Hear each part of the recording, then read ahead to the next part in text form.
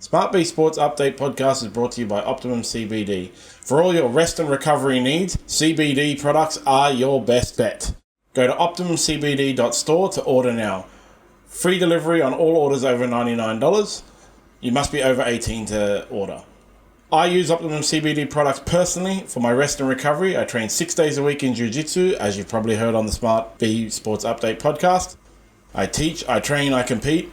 And without Optimum CBD products, I wouldn't be able to do it. Optimum CBD for all your rest and recovery needs. And the Bulldogs thrashed the Panthers as expected. Absolute waste of time and space But this week we've got the Dolphins going to do the same to the Raiders. Yes, well, that's right. And the percentage chance article is back today because we are back on Thursday this week. So if you would like to know those percentages, let me know. It's only Roosters and Dolphins, right, that have a thing. Okay, so I'll have a look at those now. Just bringing it up right here. So Roosters, currently in 8th spot. Chance of finishing in top 8, 90.2%. Whereas the Dolphins, chance of finishing in the top 8, or 9.7%. So there must be a 0.1% margin of error there because those two don't add up. But anyway, what about the Sea Eagles? What about the Sea Eagles? Sea Eagles. Oh yeah, they're 0.1%. That's where the 0.1% is. Because the Sea Eagles need to win by 50 with the Roosters losing by 50. Yes, so that's the distribution of the 100% there. It's because the Roosters are on 30 with a differential of plus 102. Dolphins on 28 with plus 87. So if the Roosters lose and the Dolphins win by enough, then the Dolphins are in. They can make up. It's only 15 points there, so if the Roosters lose by like 7 and the Dolphins, or not 7, but 15 sounds like more than it is when you're thinking about 2 games. Yeah, exactly. Right? But the Roosters' differential is 80 behind the Roosters, 82. Yeah, I'll say it one more time. 90.2% chance the Roosters are making the top 8. The Dolphins, 9.7% chance. And Manly still hanging in there. Anthony Seibold still a 0.1% chance of making the top 8 this year. With 1 game to go. It could possibly be that the Dolphins smash the Raiders, because the Raiders have pulled the Panthers this week. They've dropped 10 players, resting 10 players, right? Mm-hmm. It could actually be that the Dolphins smash the Raiders, and then, but they'll know. I think a lot of that game. A lot around that game, the Dolphins-Raiders game will have to do with the result of Friday night. Yeah, well, a lot of it really hinges on that Roosters-Rabbitohs result. So if the Roosters lose to the Rabbitohs, then you expect the Dolphins to come out and do whatever they can do to break that 15-point buffer. Yeah, well, they have to. They have to go for broke. They've got to go for it. If the Roosters were to lose by 1 point, for example, a golden point overtime finish, that'll leave 14 points on the thing. So the Dolphins then have to just go out and win by 14, which is quite a large margin.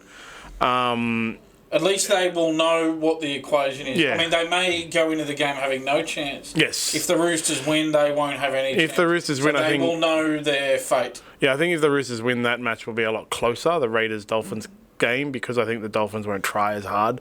Like, what they have actually, like, zero motivation if the Roosters win, because the only motivation would be to come 9th and beat the Sea Eagles. Like, who cares? 9th and 10th is the same. Finish 9th through to second last, nobody cares. Yeah. Nobody wants to win the wooden spoon, of course. But apart from that, if you don't make the 8, well, no one cares. So if the Roosters win, the Dolphins have lost all motivation. They still had a good year, but if the Roosters lose, then, man, that little junior Raiders team is about to get pumped. And the Dolphins have done a big game this year, right? They've done a win by 50 or whatever. Yeah, they've got a lot of points in them.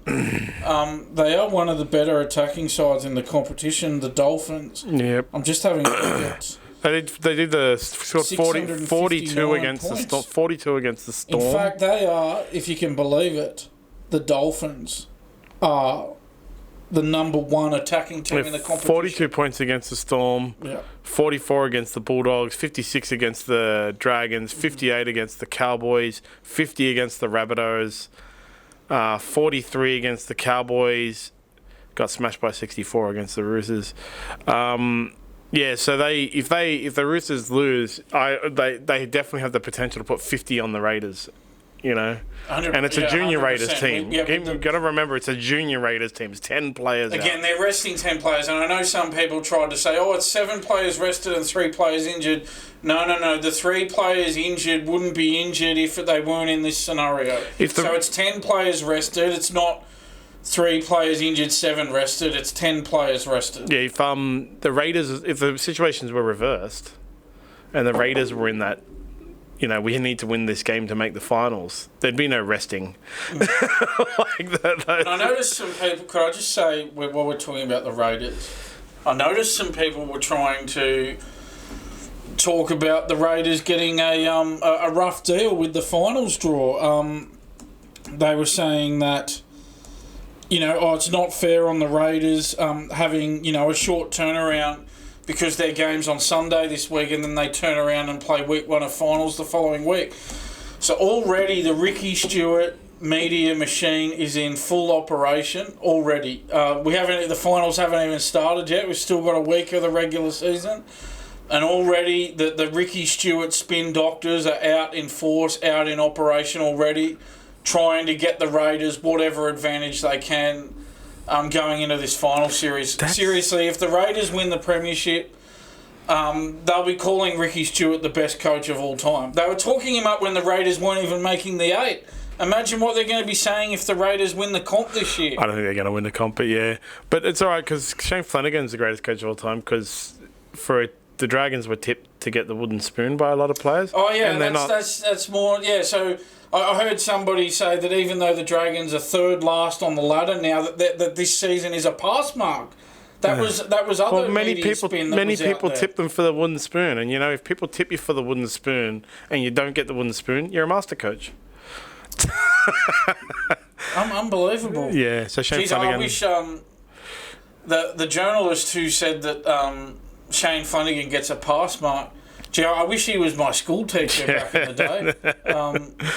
No, he doesn't get a pass mark. He gets a fail mark, and and we will be talking about him. Yeah, later on. we have had many discussions around you've got to let Shane Flanagan have his time and all that kind of stuff, and you hope the Dragons do. But this year he's definitely not a pass mark. No. But let's talk about Justin Hodges and the Bulldogs. Yes. Which is. People are really actually talking down on the Bulldogs a lot. To be honest, they're not giving them any chance and so on and so forth. And some of the criticism is fair given where they were and where they are. Yes. But look, the Bulldogs. A few weeks ago, we were talking about how they have a terrible record against the. Top 8 teams. Yep. Yeah. Yep. And now it's completely reversed, actually. They've beaten a whole bunch of top 8. All those top 8 teams in the past few weeks, they've beaten them, yeah? So I guess, a lot of people would say, the Panthers one doesn't count because it was B-grade Penrith that they beat. But... You can only beat who's in front of you, man. Technically, you're right. Yeah, they beat Penrith, who are a top 8 team. They beat the Warriors, who are a top 8 team. Well, they beat Manly, who are a 0.1% chance of making the top 8. But anyway, yeah, they've had a few wins there. Yeah, I mean, there's some stats here. Obviously, we come back to the Toby Sexton situation with Lachlan Galvin. Now, look, we have to come back to that because... I think that they were, in my opinion, they were a happier team when Sexton was the halfback. They were laughing, smiling on the field. They were happy.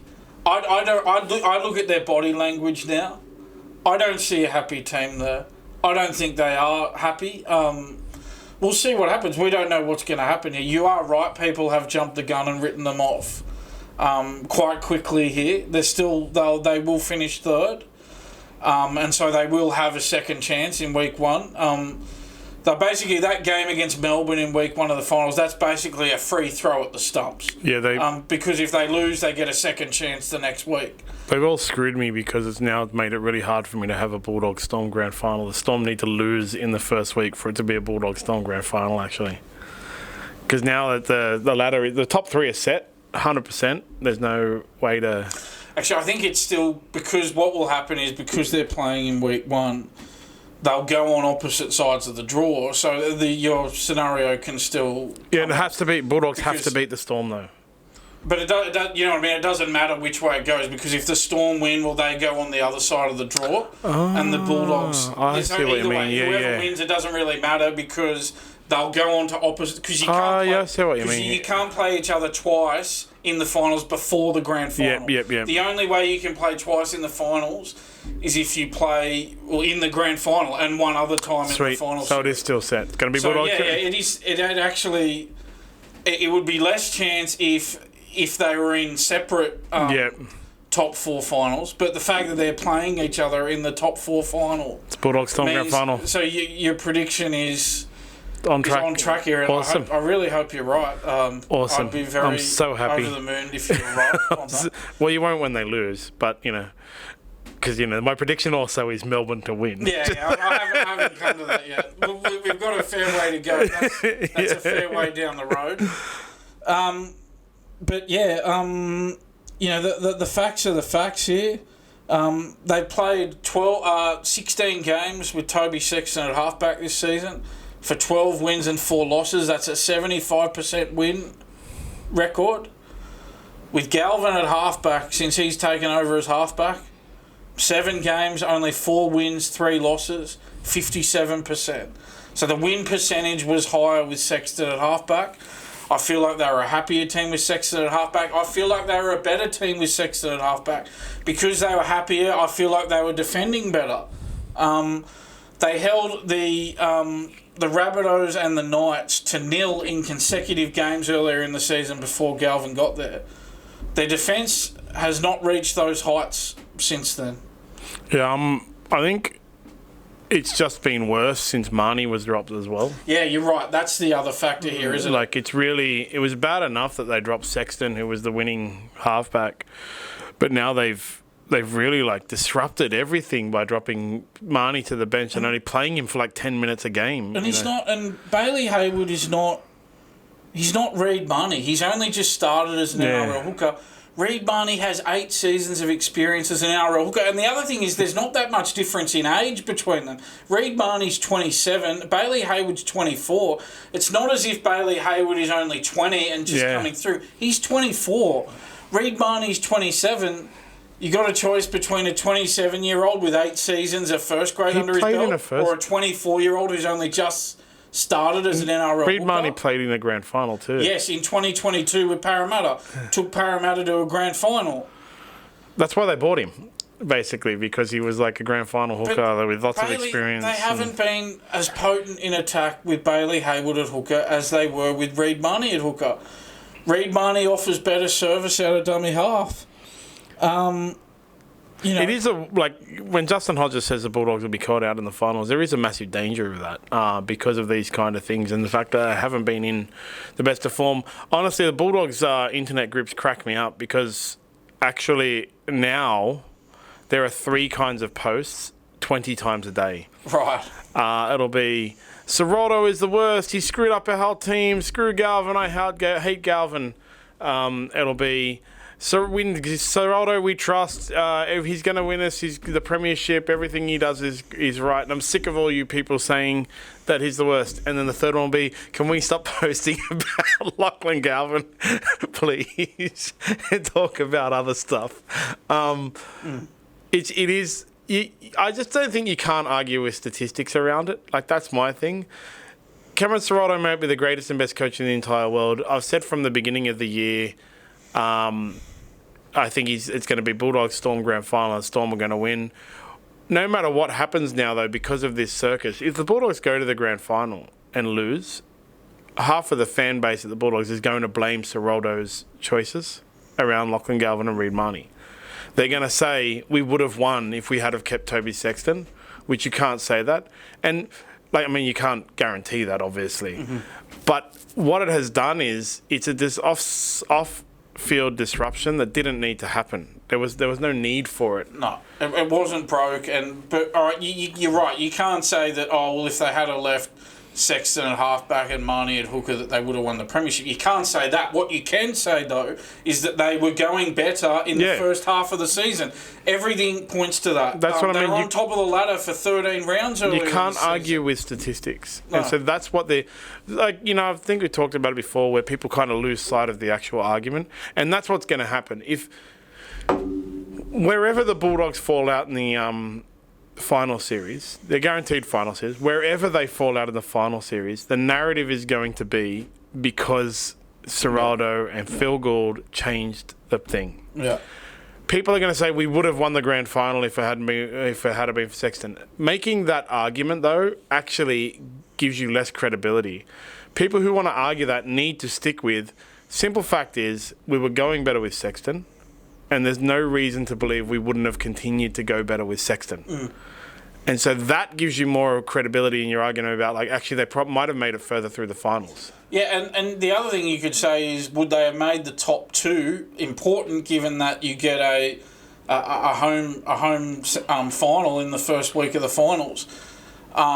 Would they have made the top two if they kept Sexton there and Marnie there? You'd have to say that they would. Well, if you go off the statistics of it, and if they had continued in the thing, then yes, they would. That's what I mean. Like, people who will argue this, because that's like, seriously, that's all that's going to happen. No matter where they fall out of the finals, unless they win the grand final, the narrative will be it's all Cameron Ciraldo's fault because he picked Galvin and dropped Marnie. Right, that's what it's going to be, and the argument for that will lose credibility when people start saying we would have definitely won the grand final if we had kept Sexton and Marnie. You lose your credibility when you say a nonsense what if bullcrap. What you can definitely say with 100% certainty is prior to them doing that, they were more consistent and better, and there was actually no reason to believe that they wouldn't have maintained that consistency over the course of the year. Yeah. So it's much more likely that they would have finished higher. Yeah. First of all, finished higher, possibly first. Yeah. Possibly as high as first. Yeah. I think I could say that I think they would have finished the regular season in the top two if they hadn't have bought but Galvin given the statistics, Hayward. it's more likely. They would have been more likely to finish first or second. And, man, I actually think they would have finished first. But I can't guarantee it. I can't state it as a fact. I think it is my opinion that the Bulldogs would have finished first if they had retained Sexton and Marnie, because if you go back to the time they changed over and redo your ladder, they finish first if you maintain the same consistency. Yeah. So that's why I think... You're allowed to base your opinion on the facts. Yeah. You know, on the information available to you. It's a massive disruption and a huge, actually, like, mistake on behalf of the club. Yes. Because it will detract from also the good season they had. Remember, last year they were, sixth? Sixth, yeah. And they bowed out and they second. lost in the first week of the final. It was the first week. Yeah, Manly beat them Manly, that. Lost. This year, they're top 4. And they're going to get a second chance. So they'll definitely either make it to... They definitely will make it to the second week of the finals, right? Yeah, even if they lose. Yeah. They could possibly make it to third or fourth, right? Yeah. So... But it's going to detract from that. It's going to detract from the fact that they've grown. They've gotten better, and people should be thinking, man, we have improved so much. We've gone from almost wooden spooners, or at some point wooden spooners in recent history. In 2023, they were third last, and they had by far the worst defensive record of any team. To top 8. Yeah, last year. To top 4. Yeah, and pushing for a grand final. Yeah, and I'll just check. I think they're still the best defensive team in the comp. I'll just check that. No, but no one's going to be talking about that. Seriously. Yeah, they are still the number one defensive team. Nobody is going to be talking about that. You know, all they're going to be... If the Bulldogs don't win the grand final, no matter where they fall out, if they fall out in the grand final, if the Storm beat them like I predicted in round 0 this year, okay? The only thing that's going to come out of it is Ciraldo stuffed up with Galvin and Marnie. Forget everything else, Ciraldo stuffed up with Galvin and Marnie. And I think that is the actual mistake that he made. You know, like he created a narrative for blame. Not even an excuse. He created a narrative for blame by making this mistake. You have to say it is a huge call to replace a 27-year-old hooker with 8. Again, we're not talking about a 35-year-old who's over the hill and a 20-year-old. We're talking about a 27-year-old with 8 seasons of first-grade experience as a hooker who took Parramatta to that grand final in 2022 versus a 24-year-old who's only just started as an NRL hooker. He's played 4 games as an NRL hooker.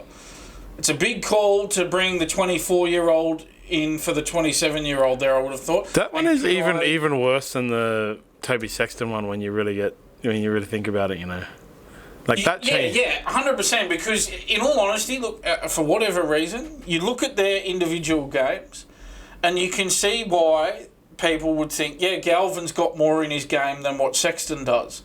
You can see that just looking at them individually. But for whatever reason, it was working with Sexton, and with Galvin, it hasn't worked as well. And that's just a fact. And can I bring you back to round 18? Mm-hmm. Do you remember the night where they lost 22-18 to the Broncos and they led 18-0 with 20 minutes to go? And now we get to the last round and they're 2 points behind the Storm. Those games matter in the end, don't they? If they had won that game, they'd still be in with a shot of making the top 2. I'm not saying that they would, but if they were on level points with Melbourne going into this round, it'd be a lot more of a contest than what it's guaranteed for Melbourne now. Basically, there'd have to be some ridiculous. Melbourne would have to lose by 50. The Bulldogs would have to win by 50. It's not going to happen, right? It's not going to happen. Yeah, it's 90 points. Yeah, so as I said, it'd have to be that. Melbourne would have to lose by 42. The Bulldogs would have to win by 50. Not going to happen, right? Broncos aren't going to put 42 points more than the Storm. However, if they had won that game that I'm talking about, well, they'd be on level points. Yeah. And it'd be... Melbourne would still be in the box seat because you would think Melbourne will beat Brisbane tonight. Yeah. You would think so. And then it wouldn't matter how the Bulldogs went because Melbourne's got a far better differential. But the point is, don't blow 18-0 leads when you're up by... Don't blow 18-0 leads with 20 minutes to go. No. Hold on to the lead because it matters in the end. Yeah, definitely. But yeah, I don't think the Bulldogs are going to get caught out in the finals. I think Justin Hodges is really rainmaking it here. Okay, they have a legal term, the rainmaker. That movie with Matt Damon is about it. And in The Wire, it happens. Like a guy will promise that something will happen. Like, there used to be a scam in the Old West. A dude will come and say, I'm going to make the rain come. It's always going to rain, you know. Yeah. So if I come and I say I'm going to make the rain come, and we can wait 5 years for the rain, but then when it rains, I made it come. That's the thing, right? And so Justin Hodges is saying they're going to be caught out because no matter where they fall out, Justin Hodges is able to say, I was right. Yeah. And because for him to be wrong, they'd have to win the comp. Yeah, exactly. If they lose the grand final, he can still say that. Oh yeah, they were caught out. Exactly. In the he's just rainmaking, and that's what I mean. That's. And he's not accountable either. No. They're not going to come back and say, "Oh, when you said that, you were wrong." No, nobody's going to. There's no accountability. If they win their first 3 games by 60 in the final, or the first 2 games by 6, 2 games to make the grand final, and then lose by 2, he's going to be able to say, "See, I told you so." Yeah. And that's what I mean. Like, but that's what I mean when I say the mistake isn't that he changed the players around. Like that is a mistake, and it's affected the on-field performance. The mistake is that he gave everyone a way to blame him. I know he shouldn't think about things like that as a coach. You don't want your coach thinking about that, but he broke the narrative, and it's going to be that. For everyone, Bulldogs fans and non-Bulldogs fans alike, just people who watch NRL are going to be able to say when you get to the end of season reviews, the Bulldogs end of season review isn't going to be massive improvement, almost won the grand final, way better, expect them to go good next year. It's going to be screwed up their season by bringing in Lachlan Galvin, screwed up their season by dropping Reid Marnie. Yeah. They could have gone so much better. And if they had have left Sexton and Marnie there and say they, finished top 2 and made the prelim final or lost the grand final or something, people would have been saying, great improvement. Exactly. That's the actual thing that happened. Great improvement. Finished 6th last year, and then top 2 this year, prelim, grand final. You're right. The whole narrative, and I don't like that word. It's an overused word, but the whole narrative has changed now. Yeah, I think that's the biggest. I know you don't want your coach and your team and stuff thinking about these PR narratives, but it is going. I think it will affect the off-season, and it will also affect things like what's his name? I can't even remember. Lachlan Galvin. How do you blank that guy's name? It'll affect Lachlan Galvin. It can affect Lachlan Galvin going into next year, and also the rest of his career. Like, I'm telling you, at the end of the year, if the Bulldogs don't win the grand final, I'm doing a prediction here, Justin Hodges, that's going to be what people write about the end of season reviews. They screwed it up. Lachlan Galvin came in. They screwed up their season. And they're going to be able to do that. Yeah, exactly. Yeah. And then that's going to be with Lachlan Galvin for the rest of his life. Remember that time Lachlan Galvin screwed up the Bulldogs season? But what the actual reality is the Bulldogs shouldn't have won the grand final this year no matter what. Even with Sexton and Marnie, the goal was really to show improvement and then continue to improve. The winning the grand final was blue sky, an exception, a happy surprise. Was the absolute best case scenario. But coming third or third, they're third. Coming third is an amazing improvement. But yeah, they've screwed that up. It's not. No one's going to be talking about it, man. No. You're right. Yeah. Still on the Bulldogs. Yeah. They've picked Dan's favourite player. Oh, man. It kills me, man. So Tuala's back in the squad. Is he at 2? He's actually in the starting squad? Yeah, because Jacob Carraz has a foot injury and he's going to be out for a month. And that is bad news. If we just focus on that for a moment in itself, that's bad news in itself. He gets so many metres for them. He gets them coming off their own line so well. He gets so many post-contact metres, Jacob Carraz. He acts as an extra forward for the Bulldogs. And to not have him is bad enough in itself. And to be honest, we've just talked about a whole bunch of, we've obviously been talking about the Bulldogs quite heavily today. But I don't think they can win it without Jacob Carraz. If you talk about only 30 seconds a minute ago, you just talked about winning the grand final. That's blue sky. I'll tell you how you get to that blue sky with having no injuries and everything going right. But with Jacob Carraz going down injured, they're not gonna win the comp without him. If he doesn't play another game this year, they're not gonna win the comp.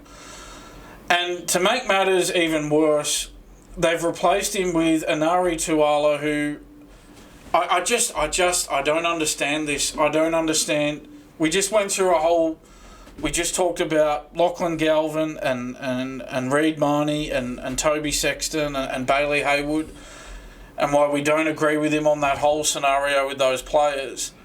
I don't understand what he sees in Tuala.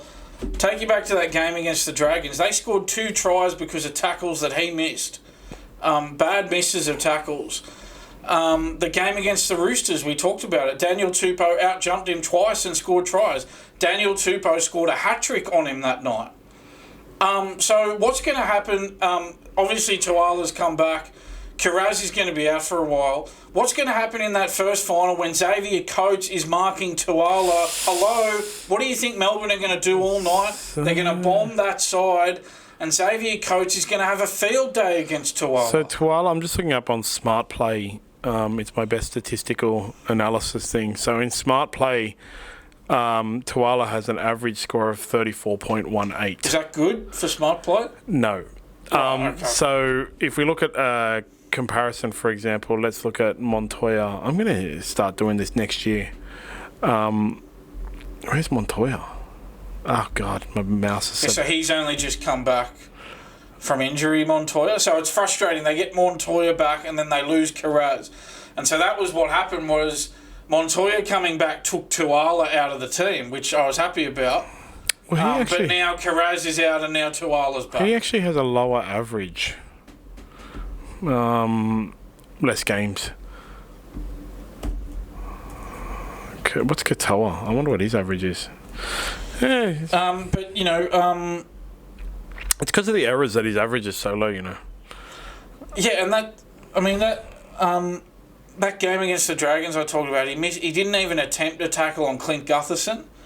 Gutherson found Terrell Sloan for a try. And then he missed a tackle on Moses Sully, which led to Moses Sully's try. And then I told you about that horror night he had on Daniel Tupou, with Tupou scoring that hat-trick.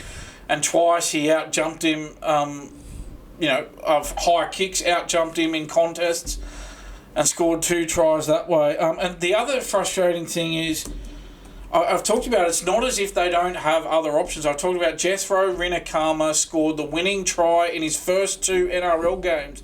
He has 3 tries in 4 NRL games, Rinakama, and he's taller than Tuala. So he would handle himself better in those mid-air contests for the ball. That's what's frustrating. It's not like they don't have any other option. Yeah. They have another option, and Serraldo won't take the other option. Serraldo, he has a very good record, but there's some decisions he makes that are just bemusing. I just don't understand. They're playing the Sharks. Who's Tuala marking up against? Mulatalo. And he's got some tries on the board too. Yeah. I'm pretty sure he's Cronulla's top try scorer this season. I think he is. He's also massively tall, like 190 centimetres. I was looking at the stats maybe a week or 2 ago, and he was Cronulla's top try scorer. Don't know if he still is, but he was their top try scorer as of a week or 2 ago. So he probably still is. Oh yeah, for sure. He's a try scorer. He scored 14 tries this year. Yeah, and so there's no Sharks players above him, are there? No. Yeah, so he's their top try scorer. Yeah, so that could be their failing for tonight. Tomorrow? No, when are they playing? Tomorrow. Saturday. Yeah. Saturday. Tomorrow. Saturday, 7:30 p.m. I still have the Bulldogs winning, but it will be in spite of having Tuala in there, I guess. It is a big game for the Sharks. They've made the 8 no matter what, yeah. Sharks, yeah. It's only they're still in contention for that top 4 spot. That's a 3-way. Oh yeah, that's right. It's a 3-way battle there. If they win and Broncos and Warriors lose, then they get the spot. If the Broncos win and the Sharks and Warriors lose, then Broncos get the spot. And the Warriors win and Sharks and Broncos lose, then the Warriors get the spot.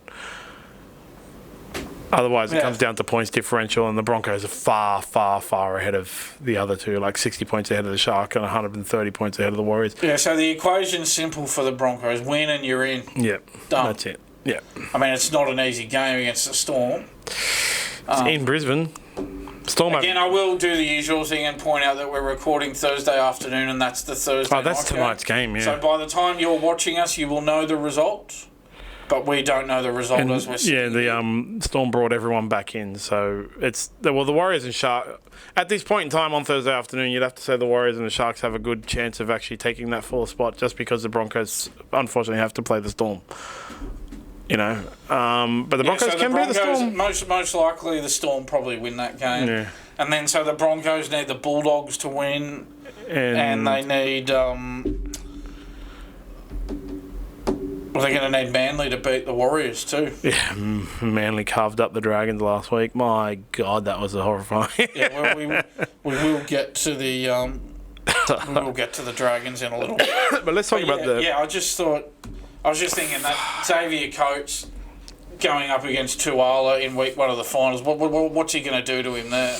Xavier Coates is pretty. The thing with Xavier Coates is, if he's on, Tuala is going to have 38 tries scored down his side. This is why my hope is almost that Tuala goes that poorly against the Sharks that it wakes Serraldo up and he goes, well, I can't have this bloke in the final. If Xavier Coates is on, he'll score 38 tries down that side. And, you know, Xavier Coates is on when his opposite number or opposite side is not shutting him down. Once he starts to get shut down, he goes really, the rocks kind of thing. He's not that good.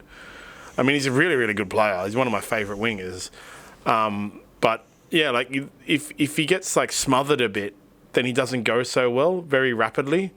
But when he scores one of those, like, amazing, solo steps around and jumps over Tuala or something, tries, and he gets that confidence, Xavier Coates, you know another one's coming. And then once he does another one, you know another one's coming. You know what I mean? Like, once he gets confident, Coates is murdering his opposite That's number. where the loss of Alcaraz is just so devastating for the Bulldogs. It's But bad. Anyway, let's talk about the Broncos. Yes. Shibasaki got munted. Reece Walsh drinks toilet water. Yeah, well, I thought Michael Maguire was brought there to fix the culture. He's obviously going to need some more time. Well, let's be honest. I mean, Reece Walsh is just a drop kick. Far out, man. I mean, seriously.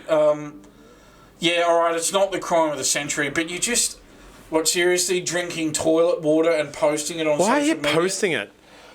Yeah, exactly. It's one thing to drink it. It's another thing to drink it and post it, right? Like, this is the second time this year. Didn't he do the one earlier where he punched the guy in the head? Yeah.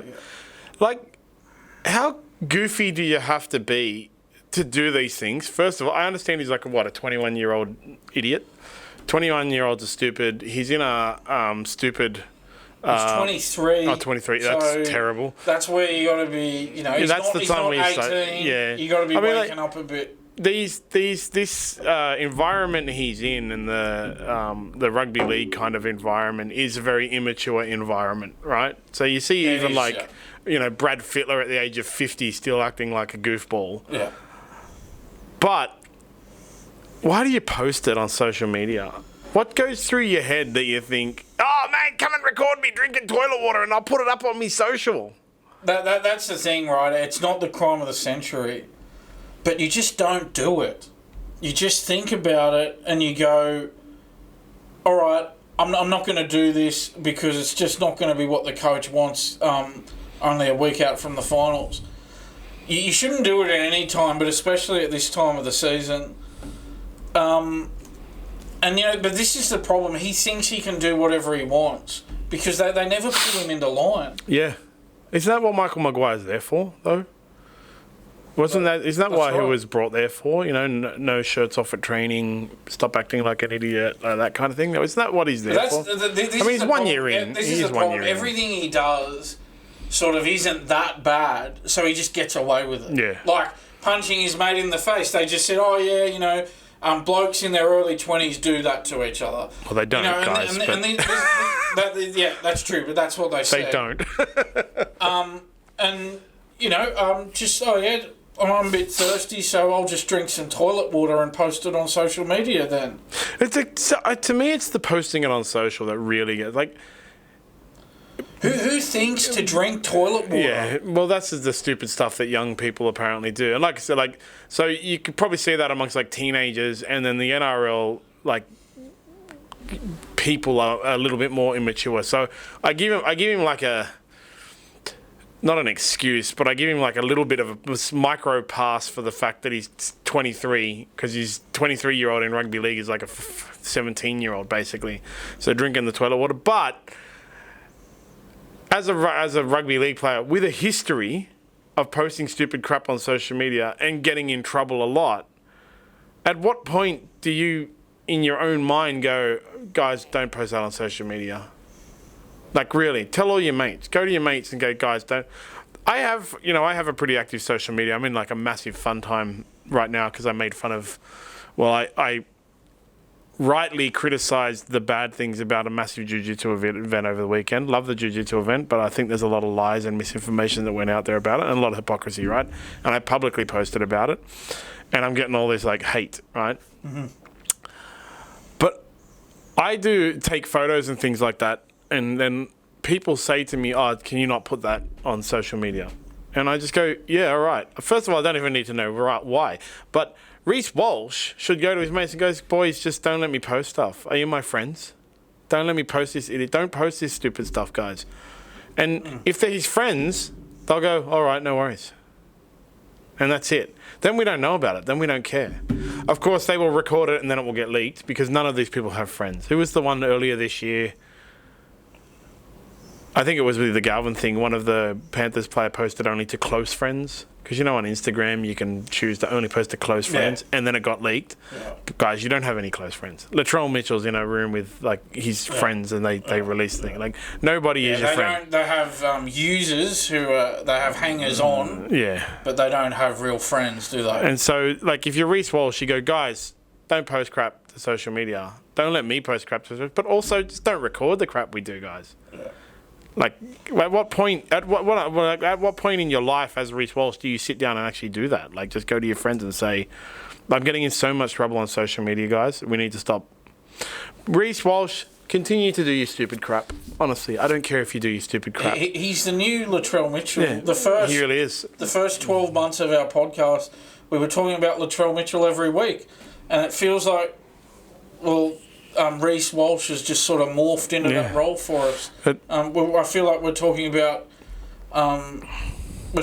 his off-field mishaps all the time. But this is, again, the issue is none of them are serious enough for the club to actually take any action against him, and so therefore they'll just keep happening. Yeah, these sorts of mishaps. They take zero action against him, and then you have in the same week that Reece Walsh drinks toilet. Shibasaki rocks up to training.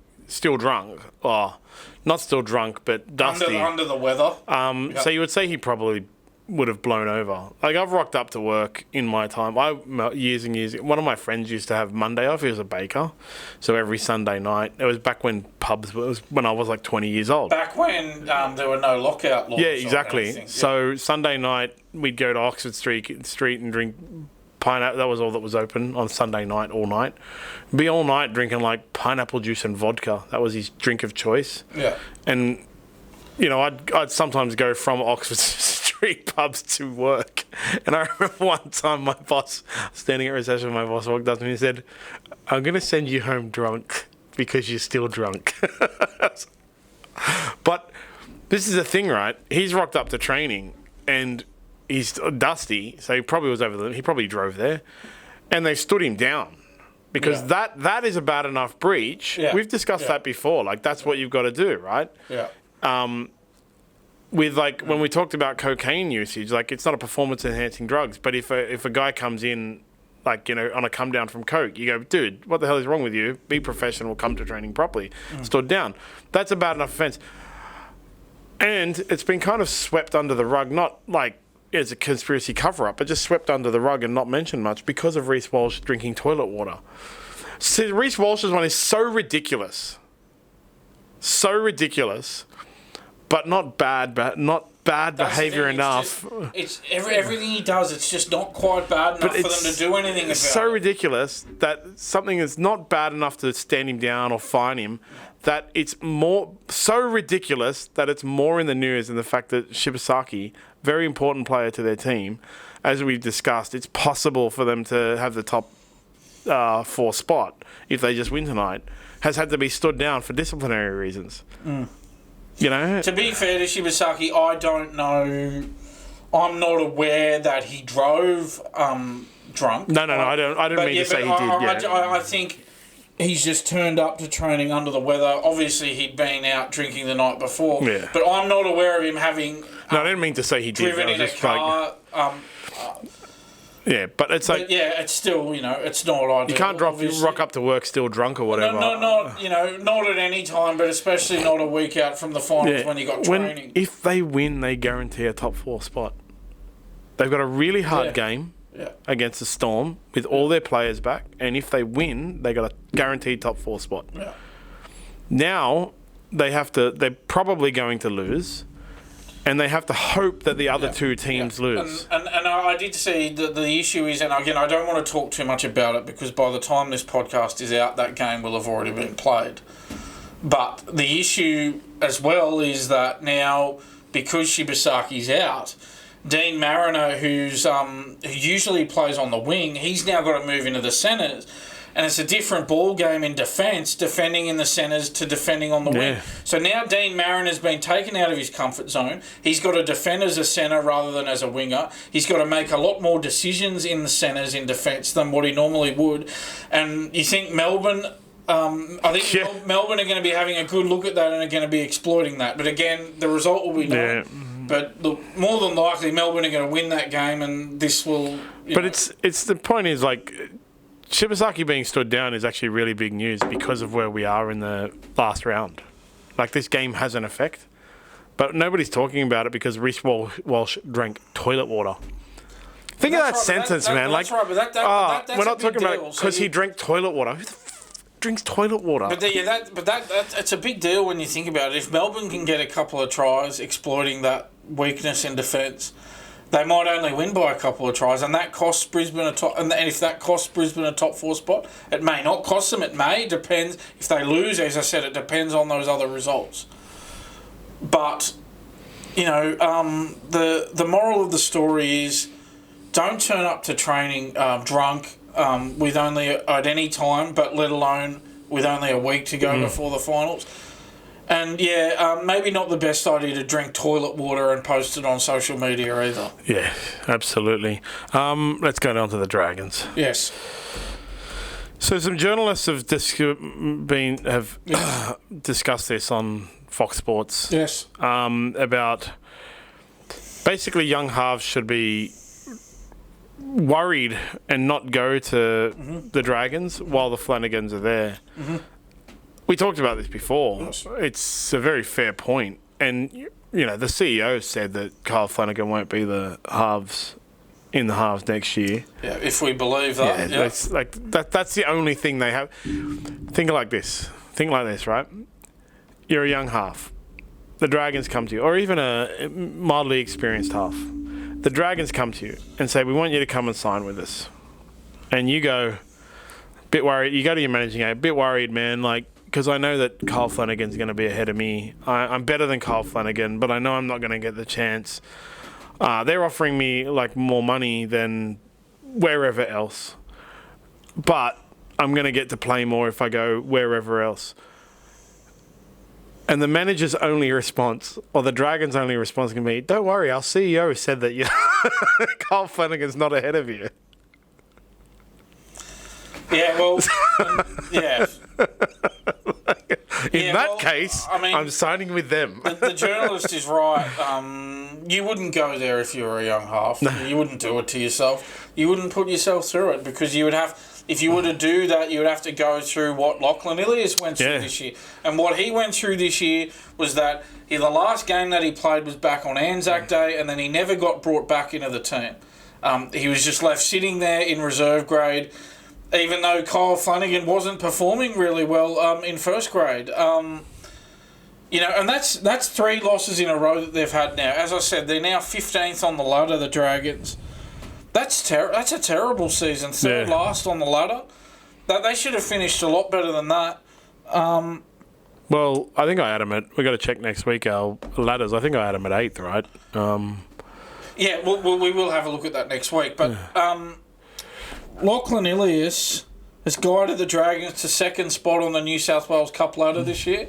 I know they were going well before he got there, but he maintained it. Maintained it. Yep. 2nd spot on the ladder. So that makes if you just look at that, you look at the New South Wales Cup team have finished 2nd, the NRL team are 3rd last. So then it makes no sense at all to keep Kyle Flanagan at halfback and deny Lachlan Ilias the chance to return to the team. So this is clearly nepotism. This is clearly Shane Flanagan only picking Kyle Flanagan at halfback because he's his son. Yep. There's no other explanation for this. I go back to it. You're a young half or even a mid-age half, which will be 25, 28. Dragons come to you and offer you a $500,000 contract, $600,000 contract. Doesn't matter who else. The Cowboys are offering you a $400,000 contract, right? $100,000 less a year. And you say, well, look, say to the Dragons, well, I want to go where I'm going to play. Okay, I want to play. And they say, well, our CEO says that, Kyle Flanagan's going to be 14 and Daniel Atkinson's going to be 6 and you're coming in to play 7, right? Mm-hmm. That's what our CEO says. Mm-hmm. And then in your mind, you would think, yeah, but if I have one bad game, just one, it's only going to take one, I'm going back to Premier League and Kyle Flanagan's coming off that bench. And if I go back to Premier League and I dominate, Kyle Flanagan's staying in that spot. I'm never coming back. So I am going to take less money and go to the other team. Yeah. Even if the team is worse, I'm going to go to that other team because at least I'll get to play. Yeah, and at least you'll be judged on your merits and not who your dad is. No matter what they say, whether Shane Flanagan or your manager says, the CEO says that Kyle Flanagan's going to be 14. Come on, man. Like, really? Is he, though? And this is the other point. It was pointed out that, with Atkinson coming from Cronulla next year, him and King Tongia should be in the halves above Flanagan. They should. They should be keeping Flanagan out of the halves. And the CEO says that that's what's going to happen. But nobody believes the CEO. Nobody. Yeah. Everybody knows that Kyle Flanagan will be the halfback for round 1 next year. Atkinson and King Tongia are one, not just even them, right? One big loss away from being dropped to Premier League for Kyle Flanagan. That's what they would be thinking going there. Because that's what happened to Lachlan Ilias. There was one big loss, and he got dropped to Premier League, and Kyle Flanagan and whoever else was called up, King Tongia was called up, and then Lachlan Ilias never came back, no matter how badly they went. And the Dragons went worse. They had worse games this year after that Lachlan Ilias game. So Atkinson and King Tongia would be sitting there going, I am one, not even myself, but I am one game in which the Dragons play poorly away from being dropped. Well, it's too much anyone pressure. anyone you try to buy will be thinking the same way. Like, it's not even if you have a bad game. It's if the Dragons have a bad game, it's only going to take one, and then one of those halves is going down to Premier League, and Kyle Flanagan is coming in, and then they'll never be able to get back out. Ever. And what about Shane Flanagan? Finished 11th last year, and now they're 15th this year. This is a terrible start to his time at the Dragons. He didn't re-sign, though. What's happened to Shane Flanagan? Where's the magic gone? This is a terrible start. 2 seasons in, he comes 11th and 15th. That's just rubbish. He's got to do better. He has to justify his paycheck. At the moment, he's not doing that. They're not getting results. He already had a contract for next year, and then they re-signed him for an additional 2 years. Why didn't they wait till next year to re-sign him? Why did they go ahead and give him that 2-year extension? They should have just waited to see how things played out for a bit longer. See how things go. They've lost 3 games in a row now. They got pumped by Manly. But they already went and re-signed Shane Flanagan. And, so he's contracted to the end of 2028 now. They should have, as you said, they should have just waited. The contract was going to run out at the end of 26. But now they've given him a 2-year extension? That's just madness. Yeah, it's bizarre. It's so bizarre. Is the CEO running the club, or is Shane Flanagan running the club? At this point, Shane Flanagan. But don't worry, the CEO is making team decisions, and the coach is deciding when he gets new contracts. The Dragons are in like this upside down backwards world. Nobody knows what's going on over there, man. Seriously. Hopefully next year Atkinson can come in and we do see Kyle Flanagan on the bench if we have to. Hopefully Atkinson gets a game. Well, everyone's going to expect that to be Atkinson and King Tongia for round 1 and Flanagan on the bench. But even, like, why is Flanagan on the bench? That's the other thing. Like, Flanagan's a backup. Because his dad's the coach. Yeah, backup half at best. But the Dragons have other, like, massive problems as well. Like, they got a 48-year-old fullback. They've got Tyrell Sloan, who's they've got playing on the... I remember when Tyrell Sloan was dropped, and on one of those NRL 360s or whatever shows that Gus is on, somebody asked him, would you play Sloan on the wing? And he said, absolutely not. His defensive positioning is bad for the wing or something like that. And he's just constantly letting in tries by rushing up in defence, you know. So he's not a winger. They've got Damien Cook and Jacob Little in there sharing the hooker duties, and they look slow and cumbersome and everything when Damien Cook is on the field. Like, Damien Cook's a champion, origin player, great hooker, but he's old and past it. Little comes on, everything snaps, everything gets quick, everything gets fast and slick. Little comes back off, Damien Cook, everything slows down. They've got massive problems, but it does centre around Kyle Flanagan, you know. So Daniel Atkinson coming over next year isn't going to fix the fact that they got Gutherson at fullback that occasionally has like a masterclass, but all the rest of the time he's just an old man. Damien Cook is too slow through with his service out of dummy half. And I think they just rebought Josh Kerr again, right? They did, yeah. Yeah, so that'll give him some punch up the front. You know, I don't know. I don't expect much from next year, to be honest. Would Kyle Flanagan get a gig at any other NRL club? No, he wouldn't. No. That's well, he'd get a backup half gig. That's it. backup half gig. That's what he is. If he's lucky, yeah. Yeah, that's what he is. He's a Premier League half that's there to be backup. He's basically Chad Townsend at this point. Now, I realised when I saw this on the rundown, we didn't report on this a few weeks ago, I think, that it was revealed on like a TV or whatever when Melbourne Storm were walking out to the field that they still have their premiership trophies on the stands there for when they won. I have two questions about this, or maybe one question. Well, two questions is, does every club who has the premiership trophy get a new one? Or isn't it just one that they add the name to it? This is my first question. I think what happens is, I think there's one trophy where obviously it's the trophy, and then you just get the year you won engraved on the trophy. That's what I thought. But I think they also get a replica as well. Okay. I believe that's what happens. So you get, there's the trophy, right, where you get engraved Dragons 2010, Bulldogs 2004. Yep. But they get a replica as well. And so then my second question, leading on, thank you for that. My second question is, why didn't the NRL go and confiscate the replica ones? Yeah, they probably shouldn't they? They should have demanded them back. Well, you've won this as a cheating side, as a side that's way over the salary cap, so we're taking it back. Curious what it says on the engraving for the years that they were stripped. Oh, well, it would just say what it said for every other year, because they would have just got it at that time that they won. But I mean, like, would they scratch it on the official one? On the official one, yeah. The NRL did they scratch them out? Scratch it out. They'd So, probably take it off. Yeah. If they did scratch it out, I'll put an asterisk I'm just sort of theorising. Yeah, I know. Yeah. Whether they scratched it out, put an asterisk on it, whatever, as part of that, surely it was and also you have to return those other replica ones.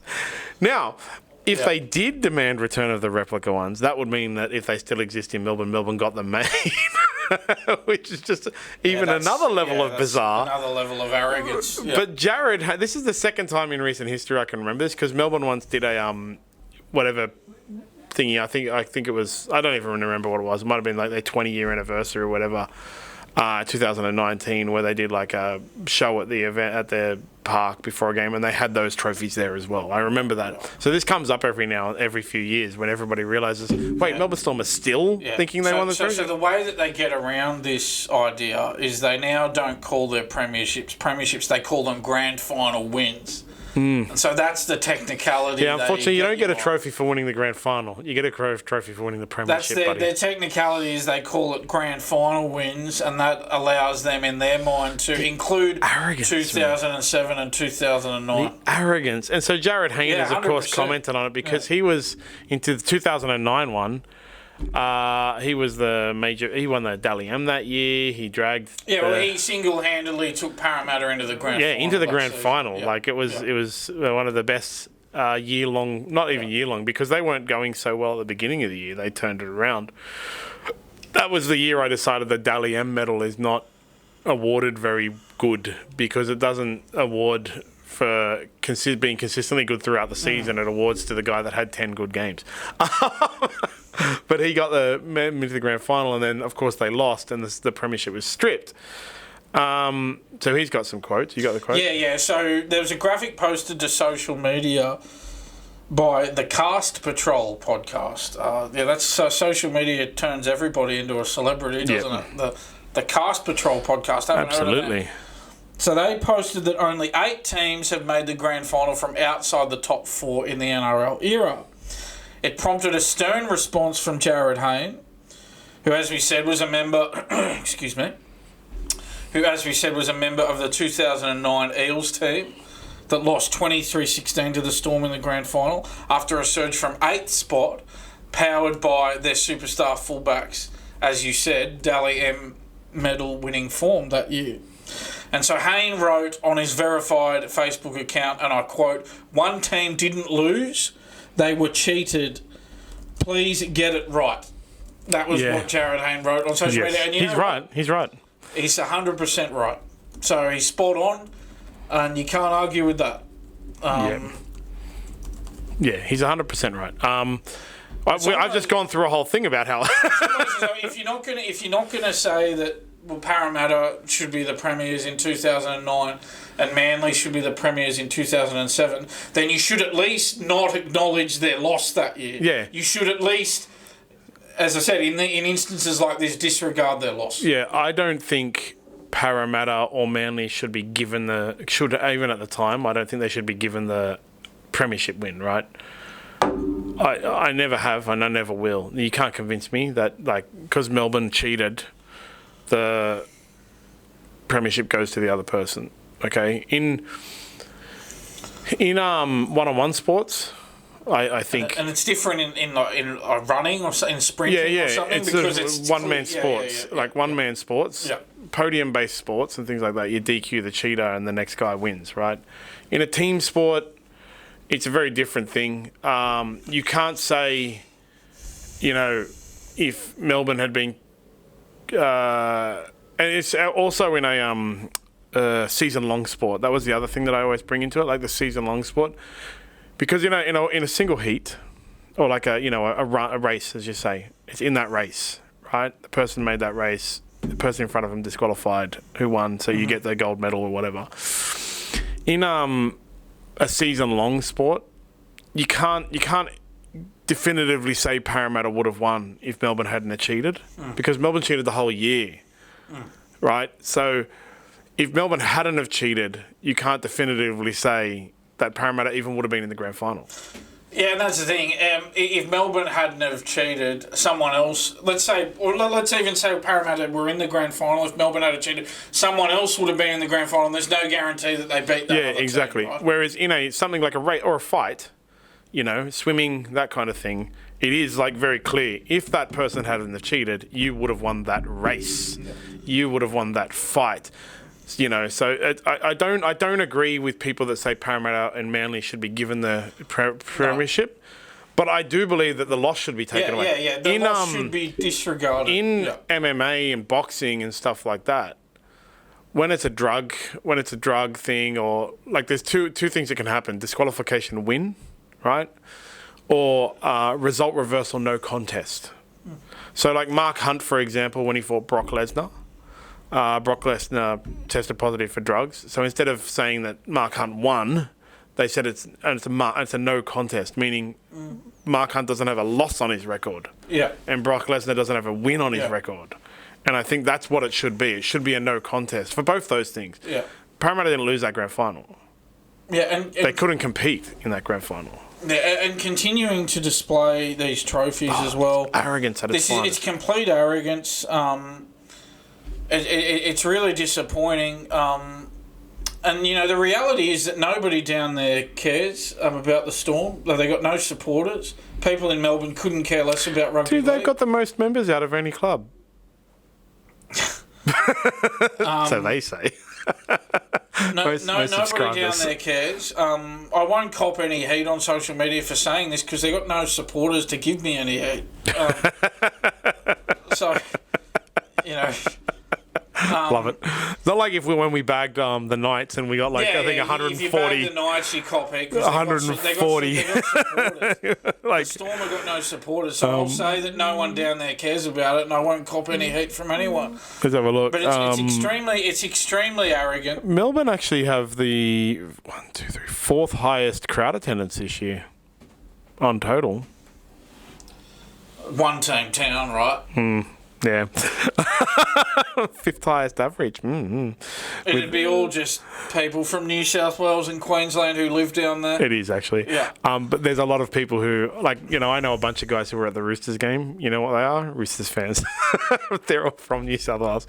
And also, that stuff actually gets thrown around as some kind of statistical evidence. But then when you look at teams that traditionally have high crowd attendances that are going poorly, that screws the table. Like Souths, Dragons, who else? Even Penrith, for example, have had pretty bad low average crowd attendance this year, 8th or 9th, because they went poorly at the beginning of the year. It's a pity the Storm are so successful.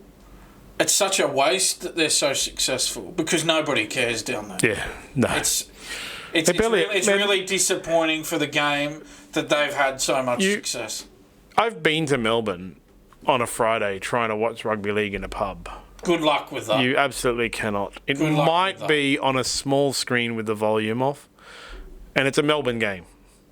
You know, like I've been there. It's on the same time as the AFL. Every single match is on at the same time as the AFL, so you'll never get it on the main screen. Yeah, I mean... I remember being there in Melbourne once trying to look for I was there for like the weekend trying to look for a club playing the rugby league. And like the AFL was on, so obviously that was on the main screen with the volume. And then all the smaller screens had rugby union. Like, that wasn't 20 years ago either.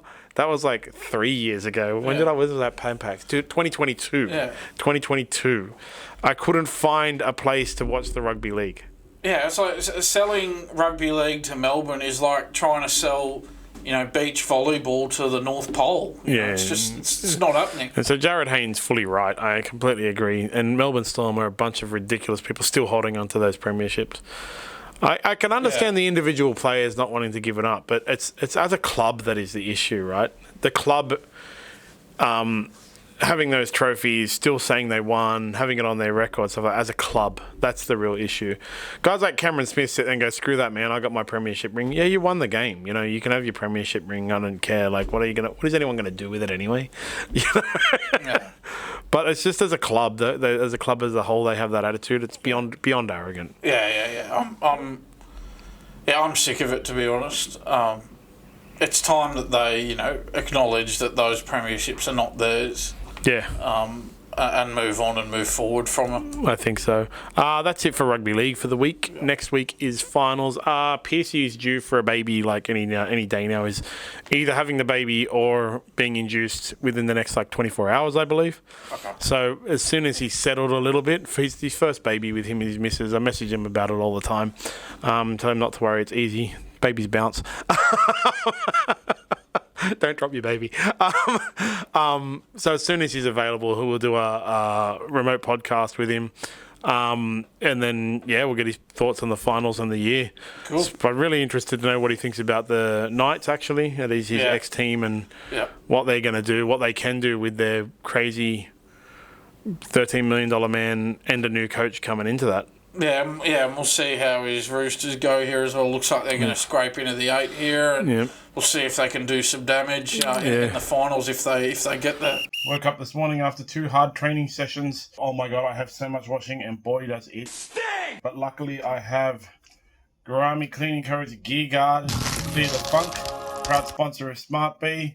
I've tried all of the ones that are around, and they're the ones that I suggest. They leave my clothes after training smelling like nothing. They don't do this thing where they smell like chemicals or flowers, and they don't advertise themselves as being a washing powder replacement. Instead, you add 1 cupful to your laundry, and off you go. Head to garamecleaning.co and buy yours now. Gearguard is a proud sponsor of the SmartB Sports Update. Over to the US Open. Unfortunately, our great white hope, that's racist. Our great Aussie hope. Oh, wait, that's racist. I didn't march on the 31st, all right? A lot of people do. Our great hope, Alex de Minaur, fell out in the quarterfinal. That's where he always makes it, right? The quarterfinal. Yeah, well, you mentioned that he's lost all 6 of his Grand Slam quarterfinals now, so just can't get into that semi-final. He sort of had an opportunity there against Felix Auger-Aliassime. It's not an easy match, but for a Grand Slam quarterfinal, it's as good a chance as any as he would have had to get into a semi-final. You know, he wasn't playing Jannik Sinner or Carlos Alcaraz. He was playing Felix Auger-Aliassime, so an opportunity there missed by de Minaur. It was a marathon match. It was over 4 hours. He lost 4-6, 7-6, 7-5, 7-6. He struggled a lot with his serving throughout the match, de Minaur. He hit just 42% of first serves with 11 double faults. Also produced 43 unforced errors. Now, look, I will defend him on this. In the sense that he probably thought, well, I've gotten to this stage so many times, I probably need to do more here to take the next step and make the semi-finals. So he's gone out and I know I just mentioned it, made a lot of unforced errors on his serve and in the match in general, but he's probably made more errors because he's gone sort of all guns blazing because he's felt like he's had to do that in order to win. Yeah. So I will defend him on that point. I think I'd actually rather see that than see him not take as many risks and get beaten because then he'd still be making the same mistake. I vaguely recall having the same kind of conversation in one of his other quarterfinal defeats, actually. Like, he's going out hard in his quarterfinal and having a lot of unforced errors. And as you say, it's better. It shows he's passionate and, into it and wants to win. He's trying as hard as he can. It shows that he's losing, trying to win. Yeah. As opposed to losing, sort of happy to be there. And for people who don't know tennis and don't follow tennis as much, the reason this is a good thing is because in the recent history of tennis,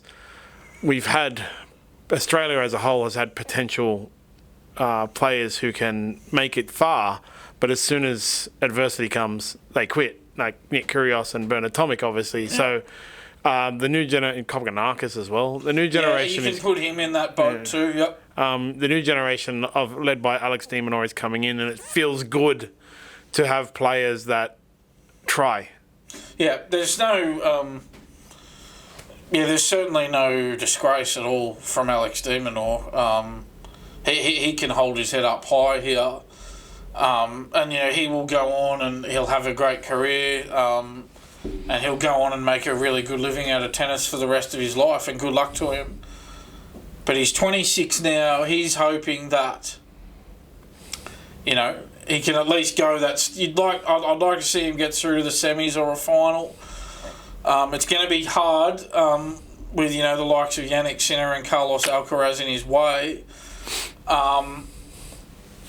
But yeah, it's tough. Once he gets to the back end of tournaments here, he's just not able to take that next step against certain players. And look, Felix Auger-Aliassime, there's big raps on him. I mean, he sort of disappeared a little bit. He's 25 now, Auger-Aliassime.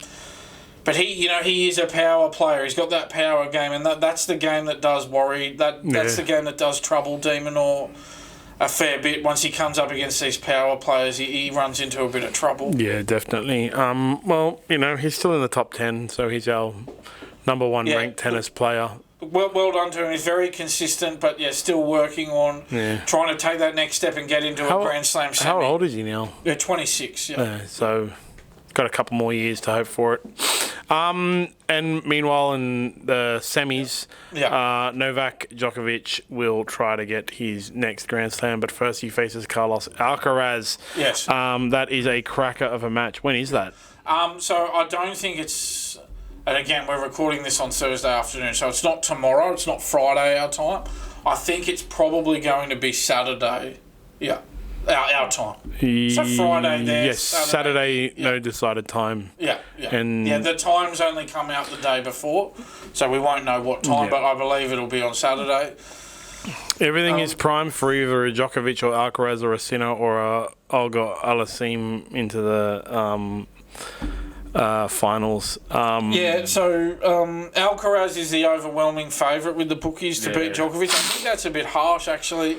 There's some value in that for Djokovic. Djokovic leads the head-to-head 5-3 against Alcaraz.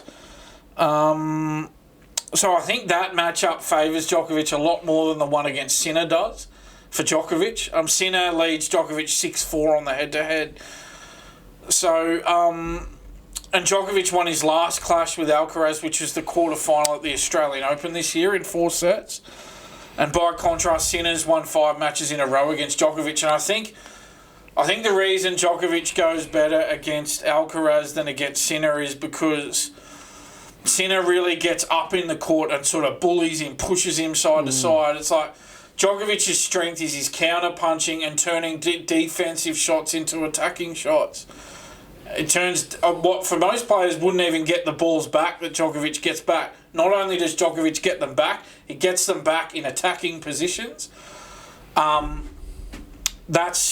think that's where that's his strength. Whereas against someone like Sinner can just even go, I know you play like that, but I can beat you at your own game here. I can just bludgeon the ball to the corners, and you won't get to it. Whereas Alcaraz plays the game more like a Federer, that classical style. And I think that Djokovic had a really good record against Federer, and I think that's it's sort of like, I think he feels a little bit like he's playing against Federer when he's playing against Alcaraz. But I don't think he's ever met anyone like Sinner, though, in terms of bludgeoning the ground strokes. You know, you talk about the odds being long for Djokovic. Have you seen the odds for the Sinner? I don't even need to look at those. Sinner's paying $1.03. yeah. What's your Aliasim paying? $11. Yeah. No surprise there. Yeah. So it's basically Sinner versus the winner of Djokovic and Alcaraz here. That's what's going to happen. As we talk about Jannik Sinner, he's only just beaten Lorenzo Musetti. That match finished not too long ago, not long before we started recording today. So like if you want to put a multi on for Aliasim and Djokovic, it's a 2-leg multi for $44 for the two underdogs to win. $44 for Djokovic and Alcaraz. Yeah, that's for the two underdogs to win. I think save your money on that one. Yeah. I mean, Sinner Djokovic might be. I wonder what that's paying. That might be. That is a lot more realistic. $4. That's $4.12. I think there's value in that. I think there is. Yeah, there's certainly value there. So that's paying $4.12. $4.12 with ChaseBet, our preferred bookmaker. Yeah. ChaseBet.com.au. Gamble responsibly. What is it? What is it? Talk about it, aren't we? Yeah. We know that. I can't remember the things you have to say now, actually. So let me just return so I can say it. It is. What's the one this year? This one. Imagine what you could be buying instead for free and confidential support. Call 1-800-858-858 or visit gamblinghelponline.org.au. And so yes, obviously, Sinner smashed. Who was it? Lorenzo Musetti. Smashed him. Yeah, absolutely done. In their quarterfinal, which only finished a matter of an hour or so ago, an hour or two ago, around 3:00. Yeah. So that's it for the week. Last round of the NRL, AFL finals on starting tonight. Don't forget to play Smart Play. We're the only. I think actually one of the only fantasy sports platforms that has your finals. Supercoach is over. So if you're craving your Supercoach hit, jump onto smartb.com.au/fantasy. And you can still keep playing your NRL and AFL fantasy. Head to OptimumCBD.store for all of your CBD needs. You must be over 18 to order. Orders over $99. Get free delivery. It's so important. I've actually got to order some more. OptimumCBD.store. And then, of course, I haven't done my washing for the last 2 days of my jiu-jitsu gear. It's going to smell up my entire bath, my entire laundry, actually. I've just been too tired. I blame Brock and Diogo, who have beat me up too much. So I'm going to use Gear Guard tonight when I get home and get rid of that stinky, stinky funk. Go to garamecleaning.co for your laundry help. And now we will see you next week. Maybe we'll have Piercy. I'll know sometime today or tomorrow. Good luck, Piercy, with your missus, and hope everything's all right. Best of luck with that. Hope it goes well. The whole Smart B team is cheering for you, brother. And see you, Dan. Good one. Thanks, Sean. Catch you next week.